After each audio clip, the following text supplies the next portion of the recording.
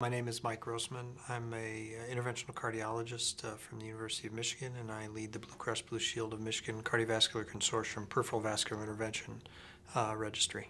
The registry, we call BMC2 PVI for short, is a collaboration of interventional cardiologists, vascular surgeons, and interventional radiologists from across the state of Michigan who've come together with the support of Blue Cross Blue Shield of Michigan to assess outcomes and improve the quality of care of patients who undergo peripheral arterial interventions.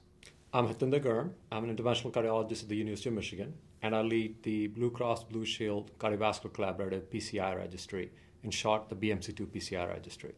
This registry has been around for 14 years and is focused on improving the quality of care and outcome of patients that undergo cardiovascular interventions, namely cardiac stenting, in the state of Michigan. We want to use these data that we gather from about 30,000 patients that undergo this procedure every year to try and change the paradigm of coronary procedures. We want to figure out, does therapy A work better than therapy B, especially if these therapies are both cheap and there's no drug company that's going to fund the trial, or the NIH is not interested, but we want to see how the data that we obtain from this registry can help guide therapy down the road. We collect data on somewhere between 25,000 to 30,000 patients every year. Every hospital in the state of Michigan that provides angioplasty services to patients that need them is a participant in our registry. All hospitals participate voluntarily. It's not required by the state, or it's not mandated. Well, there have been a lot of, I think, exciting and interesting accomplishments associated with the registry to date. One of the biggest challenges that we had was not that we were trying to gather data from hospitals that were participating, but that we were trying to bring together three specialties of physicians who don't traditionally work closely together. And often these specialties in many institutions are actually competing for the same patient population. So that was one of the first challenges we had. The PVI registry is really non-denominational, if you will. I'm an interventional cardiologist, but I work very closely with vascular surgeons and interventional radiologists who also perform these procedures. And all of us are working with the common goal of improving outcome of patients who undergo these procedures, and again, improving the quality of care of patients who have these procedures in the state of Michigan. So that's been one, I think, real accomplishment, and something that all of us, I think, take a lot of pride in, that we're working closely together in a collaborative way. And I think this registry actually sets up a foundation for collaboration between physicians in these specialties and individual hospitals as well.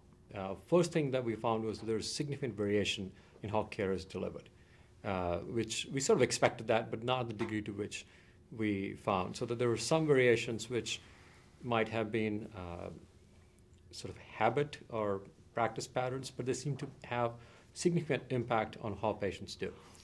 For example, Dr. Grossman wrote a paper showing that there was a small but significant number of physicians who were doing their angioplasty using large guiding catheters. So guiding catheters are what we use to do the procedure, and there were some people who would preferentially use larger catheters because that's what they felt comfortable with, and most people were using smaller catheters. And what we found was patients who were treated with large catheters had more complications, had more kidney problems, more bleeding complications, and yet their outcome wasn't any better than the ones who were treated with smaller catheters.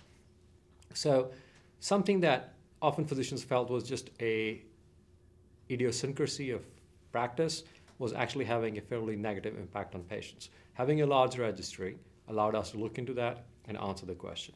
I think the biggest benefit is to our patients. Because of this registry, we've been able to drive down complications of the procedure. We seem to have low risk of vascular complications, low risk of kidney complications, and a low risk of patients undergoing emergency bypass. Hospitals that joined the collaborative have seen a decline in these complications. So patients are having better outcomes, having lesser complications from undergoing a fairly common procedure.